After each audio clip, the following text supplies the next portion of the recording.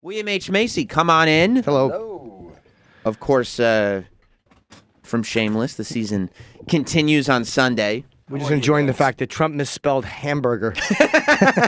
he tweeted. That's great. Except there for the grace of God go I. Yeah. I'm a terrible speller. Do you always worry about that when you're like, you know what, I can't make fun of the president for writing hamburgers because at some point in my life, I could end up also writing hamburgers. Yeah, except the part about making fun of the president. I do feel like I can make fun of the president. You can. Good. You're an American. Yeah, that's his job to be made fun of. Right. But there's really no way to do it. We're looking at there's no way to do it where, sometimes your phone will spell correct things. It happens. I've told a lot of girls to suck my sock. Sometimes the phone just does what it does. But hamburger, there's no way to do it unless you actually think it's spelled B-E-R. Yeah, especially that first syllable of burger. We were like, okay, because hamburger, it's not like he just threw the D in, it's B-E-R instead of B-U-R. Yeah. And there doesn't appear to be a connection between the E and the U keys. All right. I'm going to say he knows how to spell hamburger. That looks like a typing error. You think so? Yeah. I hope so. Remains to be seen. You hope so. Remains to be seen. Well, welcome, William H. Macy. I mean, Lovely to be here. Did you miss me? I was here about a year ago. I We guess. did, yes. We pushed very hard to get you back in. You were very booked, and we made special requests. We missed you a lot. Well, I'm a big cheese. You are. You're a big get for us. Yeah, that's right. Especially when I was watching the Golden Globes, and I was like, not only is William H. Macy the star of Shameless and all this other film, but now he's taking the Cindy Crawford role as the spokesman for Pepsi. That's right. You're the guy. Was fun. That was a good commercial, Yeah. wasn't it? Did you see that? That was I didn't see it. It's huge. It's such production values. It tells a whole story in 30 seconds. Yeah, it's like this epic alien encounter commercial, and I'm watching, going like, I don't know what it is. William H. Macy is the type of actor that you're watching him in a Pepsi commercial, and he locks you into a character in a Pepsi commercial in 30 seconds. I was like, I believe this janitor. Was there a time where you wouldn't do commercials? A lot of actors don't want to do commercials. Was there a time where you're like, no, I won't do them? Totally. There was a line in the sand, and I sort of credit Alec Baldwin. He's the first guy that stepped over and said, "Yeah, I'll do an on-camera commercial." Mm-hmm. And I'm glad. It's a lucrative market. I would love to do more. Yeah. I used to do voiceovers. I still do a lot of voiceovers. That's a good gig too. Do you do them for commercials or for animations? Both. Animation's really tough. That's a lot of work, especially a big film. I mean, it's a 2-3 year process. Commercials are great. Why is the voiceover so tough for animation? Because people want to believe that it's like the greatest gig ever. You show up in your pajamas, you read some lines, you go home, but it's not that. It's a long process. Mm-hmm. They write, rewrite again. It goes and goes and goes. And, it's one of those things where they're writing, but they also want you to sort of ad-lib things, and then they take that, and then they go off and reanimate. Think of the process. I mean, Right. You ad-lib something, that means the people who draw the thing have to go back and do more work. So you're actually watching it drawn before you actually do the... Yeah, it starts way early. And I guess the thing with animation that must drive people crazy is that the process never necessarily has to be done unless you're, aside from deadlines, because when you're shooting, you don't want to get the whole cast back together and have to reshoot and do a whole bunch of stuff. But with animation, you just get these poor artists to keep drawing and keep drawing and keep drawing. There's pressure to get things finished. As long as you've got your production team together, boy, the money's just dripping away. It's expensive. Right. Yeah, but it's I love animation. I love doing voice work. It's a big part of what I do. Yeah, it seems and even though it's a lot of work, it still seems like more fun than showing up and having to just on camera stuff. There's so much pressure. This just seems just a little less pressure. Yeah. Are you talking about like having to figure out what to do with your hands? Yes, I am. It's an excellent question. What do you do with your hands? I know what I do with my right one when I'm acting and I don't know what to do. Yeah, don't do that. No, well, unless the scene calls for it. Well, yeah, I guess that's true. Unless the character. And don't do that movie. What about TV? Like when you start now, I think it's a no-brainer that everybody. I mean, there's so much quality TV out there. But when Shameless first started, it wasn't a given that movie stars would just go and do TV, right? Like, was there any sort of thing in your head where you go, I have to figure out where my positioning is, or were you smart enough to know that this is a great script, this is going to be a great show, this is going to be good? A lot of things happened at once. Independent film was my bread and butter. I did a lot of that stuff with the occasional big film. And with the financial crisis, the independent film market just dried up, and television was ascendant at the time, and I saw the writing on the wall. So it took about 2 years to find Shameless, but I knew I wanted to do it. And boy, I chose well. In my opinion, the best and the brightest are working in television. The best stuff being done anywhere is being done in television. Yeah. What do you think changed that? Because for a long time, it was like movie stars looked at TV like your career is finished if you go and do TV. That's right. What changed is the financial paradigm. There's so many outlets that want to show their work, and so everybody's working. They need product, and try to rent a soundstage in LA. Everybody is working. There's not enough time to watch all the great shows. Right.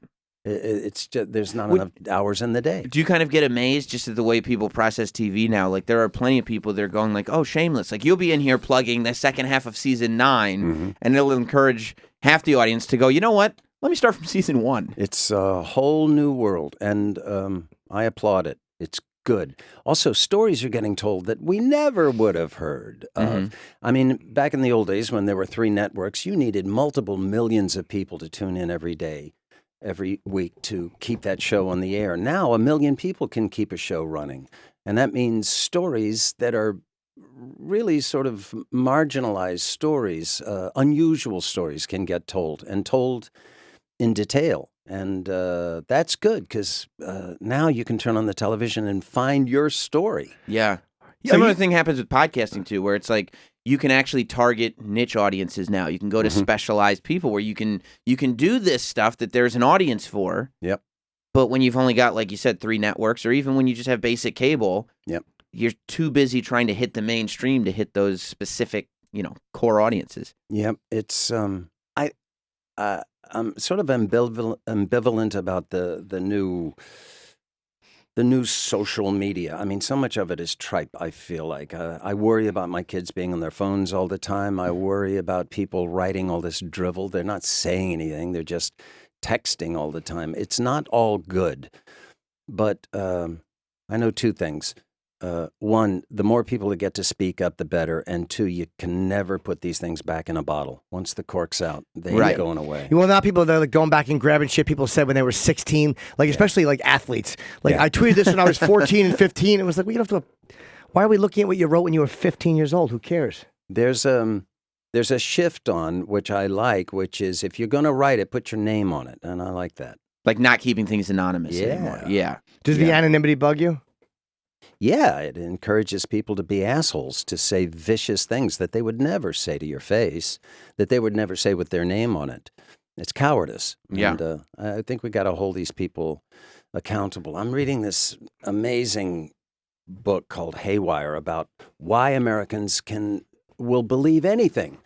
They believe stuff which is so clearly not true. And how can this happen? And he goes through 200 years of American history and how we started the country sort of rejecting the church and started our own church. And that just opened the doors for some pretty crazy beliefs. Has the creative process in Shameless changed as the times have changed? Because the world's a completely different place than when you guys started. And you deal with a lot of topics that aren't the most sensitive things in the world on the show. I don't know if you're a part of the writer's room, but do you find that the content has shifted to go, you know what? We can't really go down that road anymore. I don't want to push that envelope anymore because it's just going to be trouble. No. I've been in the writer's room. I wrote one about halfway through, around, I don't know, season 5 with my writing partner, Stephen Schachter. So I got to sit in the writer's room, and I got to say no to your question. I think they're pretty clear. John Wells is a brave guy. There's nothing that's off the table for us. That's great. Nothing. Did you like sitting in a writer's room and writing, or did you hate it? Oh, man. It was the most amazing thing I've ever seen, to see how a season gets born. 12 episodes of a season. It was amazing. And my respect for John Wells quadrupled when I saw how he was able to run the room so that everybody felt free to say anything, absolutely anything. And there was some really coarse stuff said. But this is men and women sitting together, and the rule was you can say anything. And inevitably someone would say something, and it was so disgusting. Everyone would go, "Oh, God. You should be ashamed of yourself for saying that," and laugh, laugh, laugh. And then there's a pause, and then you say, "But you know what you could do?" But then it gets made into something. And there you go. But it's not like you're leaving going like, by the way, now we know he's a bad person. Yeah. Like, Yeah. We're all obsessed with Boogie Nights, so every time you're here, we have to ask you about it. Did you have any kind of relationship with Burt Reynolds? Not close. No, I was scared of him. He's an intense guy. I made a joke one time, which he found singularly unfunny. And for a second, I thought, is he going to throw a punch at me? Yeah, he had that reputation. what was the joke? Oh, I was being an asshole, and he was saying something about, what are we doing, Smokey and the Bandit? And I sort of mumbled, well, we know how that turned out. And, that was singularly no. Not good? unfunny. Oh, no. It bombed? I laughed, ha, ha, ha. Don't I just say the stupidest things, Bert? Were you saying it in a bad way? Because they made a lot of money. It made a fortune, yeah. I'll take it. I'll take it. Yeah. Wish I'd directed it. So he was a little. You didn't become close. No, I know Paul had a rough time with him. He sort of turned on the film right after it was out and said some terrible things, and then he ends up getting nominated for it, and it put his career back on track. So He came around on the film after he got the. well, I guess so. Yeah, after he Isn't got it that weird though? nomination. Like somebody will do something and not think that they did well or that it was a good project, and then it's like anybody else looks at it and like that was a phenomenal movie. Oh, Everyone in know. that was great. Well, we're back to the internet. Be careful what you say, because everybody's going to hear it. Yeah. How do you monitor? Like, how old are your kids? 17 and 18. So- Almost 17 and 18. How have you? I guess it's a little easier next. They're a little older and more mature. But how have you kind of? I don't know if monitoring them is the right word, but trying to good word. teach a 14 and 15-year-old how to post things on social media, like the idea of this is going to last forever when you're 15, 16, 17, 18, it doesn't make sense. Well, that's a good phrase to start with. This is going to last forever, so Uh-huh. be careful what you put on there. You can't ever get it off. And it's not you got to start. I mean, kids of 7 and 8 are on social media, and there's nothing to do. There are a lot of schools that are paperless now. All their assignments are electronic, and there's nothing to be done. We're not going backwards. That's the way it's done. So online, Felicity found a contract, and we had them sign a contract of when they could use their phones, how they would use social media, and what the rules would be and what the penalties would be if they broke the contract. And that really helped. We also kept them away from our business as long as we could. We just we didn't talk about it. We didn't take them into any of those things. So they were blissfully ignorant of what we did for a living. They were confused why people would stop us to get a picture taken with us. But Right. Do you guys always take them, or do you hate when you're with your kids and people ask? it's easier to take the picture. It is. Yeah. Do people bother you when you're eating? I did draw a line there. I said, well, I'm eating with my family now. Could we do this after the meal? And people are very nice. They just get excited and kind of, they're embarrassed when they realize they just walked up in the middle of the meal, and they'll back off. Yeah, I guess when you take a stand and go like, no, I'm with my family right now, then it becomes a whole explanation and a conversation. It could be an argument. You're just like, I'll just snap it and let's keep moving. Yeah. People are good. I don't have a problem with that. And I get it. I see an idol of mine, and I'm the same way. I think, oh, Lord. Who have you worked with that you've been like that around, where you're like, oh, my God, this person is either in this movie or directing this movie or whatever it is? Forgive me and let me not name names, because the list is so long. I know I'll. J.T. Walsh. Well, God bless J.T. Walsh, man. What a great actor. Rest in peace. But he's one of those guys who a lot of people don't know his name. But he's a face that you've seen in everything. Always good. Yeah. Always good, irrespective of the movie he's in. He's never bad. Yeah. I'm still agog. I saw Steve Carell the other night, and I have trouble talking to him. I think he is the bee's knees. That's amazing, especially because you've been famous longer, right? You were already doing this when he Yeah. started to have his kind of rise, and so you're still a fan. Oh yeah, of the whole industry and movie. He's the and real TV. deal. I Yeah. mean, my daughters went crazy for The Office, so I probably know the scripts better than he did. And the last couple of shows of The Office is it's a lesson in acting. It's just stupendous. And then the films he's done since then, the guy can do anything. It's quite annoying when you think of Is he it. getting nominated? Did he get nominated for something? Oh, he deserves to, boy. Yeah. Yeah. He's For DuPont, he he's played or ascended. something? Oh, he was fantastic. Yeah. He got criticized for that. I thought it was a very subtle, wonderful performance. Criticized why? Was that the It was Fox so Foxcatcher? small. It was, yeah. Yeah. I thought that was great. It was great. Yeah. A lot of people said he didn't do anything, but those are just people that don't know. He did a lot. Because you can't. That story Ah. doesn't require Steve Carell to be over the top. It's not No. exactly a comedy, you know. Yeah. And there's that fabulous moment where he says, well, my brother can't be bought. And Mhm. Steve Carell looks at him forever and says, huh, it's, Yeah. if you wrote out what that scene was, it would be 4 pages of writing. Yeah. And he did it in a look. It's amazing. Yeah, I don't remember the moment.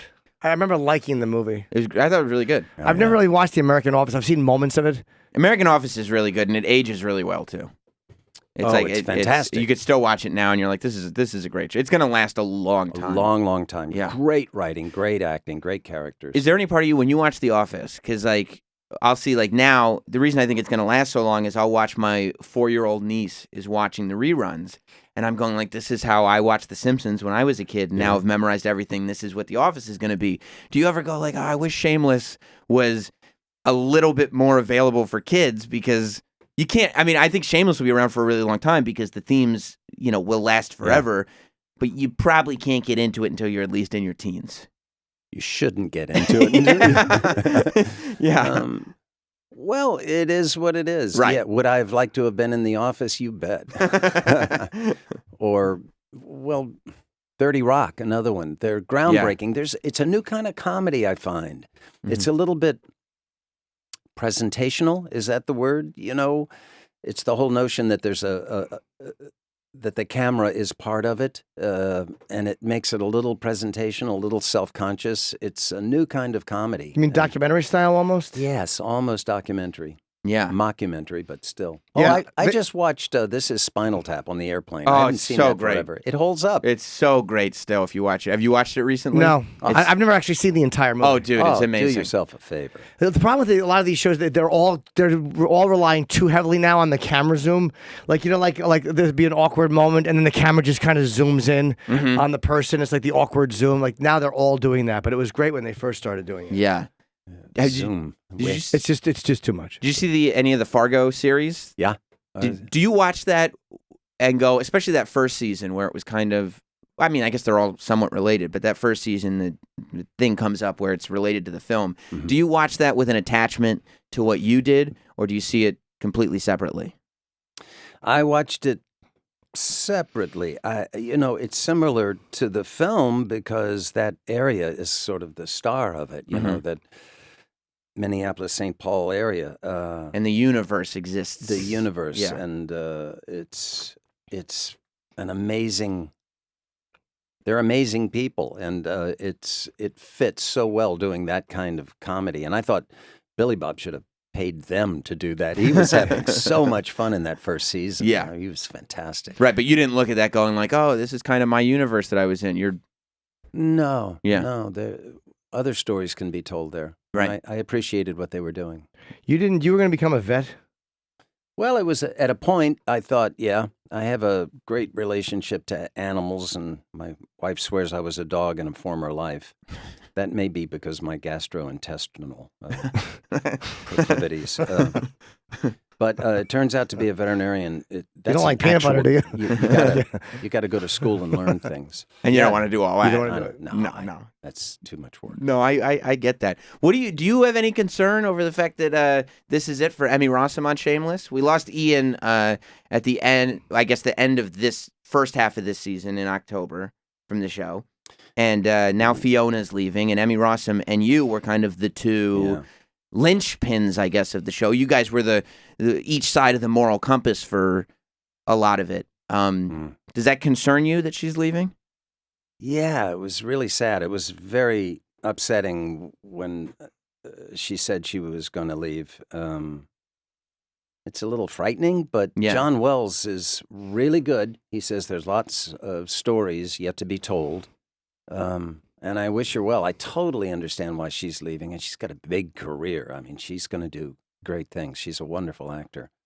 But I'll still miss her. Yeah. Do you get panicked about leaving stuff? Like I would be panicked to leave anything until it's absolutely wrung dry, because the idea, sure like, this what am I isn't going to coming get back? next? Yeah. Well, you're smart. You're smart. It doesn't come around too often in this business where that you're actually getting paid. So I'm going to ride this horse all the way back to the barn. Yeah, you probably should, because you see guys. I mean, there's a few stories classic of people that left projects before they should have left them. Oh yeah. Right? What are you doing? Yeah. Yeah. Stupid. I mean, you wonder. I mean, you go back to The Office and Steve Carell leaving The Office before that well had been tapped dry, and you're Well, like, he made a good decision. Didn't he leave 1 year before though? Like I think it was like 2, or I think they went on 2 or 3. 2. Yeah. Yeah, And I it mean, was good. It was good. He was replaceable, and it was. But I loved the last season. In that moment, right? That's a very difficult decision, I'm sure, for him to make. Big. I know it was tough for Emmy too, but she's newly married and she wants to live in New York, and she had sold a pilot, and she's got a lot of fish to fry. Have you seen any of the scripts or started shooting for season 10 or anything like that? Nothing. So you're just taking it on good faith that there are these stories that you claim there are. Good faith is a good way to put it. Yeah. Back in the early seasons, John Wells and I would have lunch, and he would sort of sketch out in 15 minutes where the season was going to go. And at a point, I decided to play it blind. I thought it might be better for me to not know where the season's going. There's this whole thing about the arc of the character. Well, that's a two-edged sword. One of the worst things an actor can do is start acting the end at the beginning. And it's very difficult not to do that when you What do you know mean? what's Try coming. setting it up because you know what's coming. Exactly. Right. I did ER for a while, and there they kept the writers and the cast separate, so one never knew where the thing was going. And I had to fire George Clooney. I played his boss. I had to fire George, and I thought, I don't think George is leaving the show. I wonder if this means I'm leaving the show. What could I do except fire him so that he stayed fired? I mean, Right. that's better acting. Right.